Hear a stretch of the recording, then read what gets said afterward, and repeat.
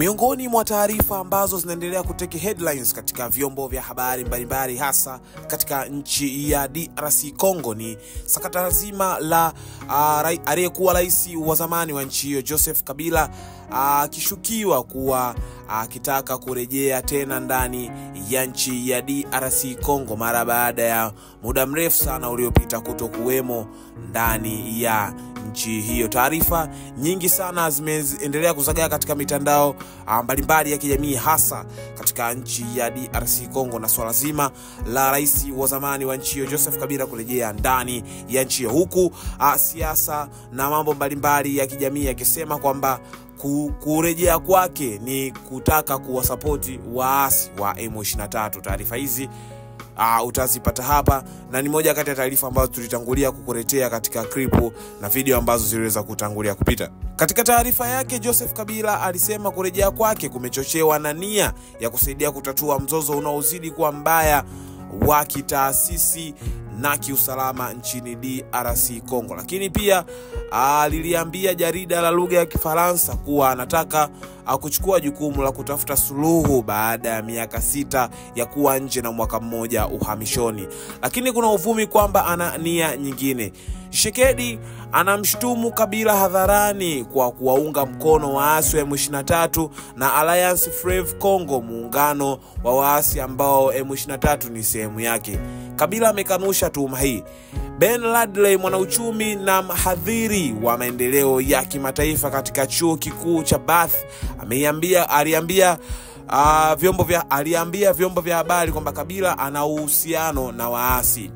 Baadhi ya wachambuzi wanasema kiongozi wa AFC Corneille Nangaa, aliyekuwa mkuu wa zamani wa tume ya uchaguzi chini ya Kabila na mshirika wa karibu wa Kabila, hilo huenda inamaanisha Kabila anahusika na uasi. Anasema kurejea kwa Kabila hakika kuna utata na viongozi wa Kinshasa hawaoni kwamba hilo ni jambo zuri. Waziri wa mambo ya nje Teresi Kaikwamba Wagner alisema serikali ya Kongo haihitaji kuhusika kwa Kabila katika kutatua mzozo wa usalama katika eneo la mashariki mwa nchi hiyo.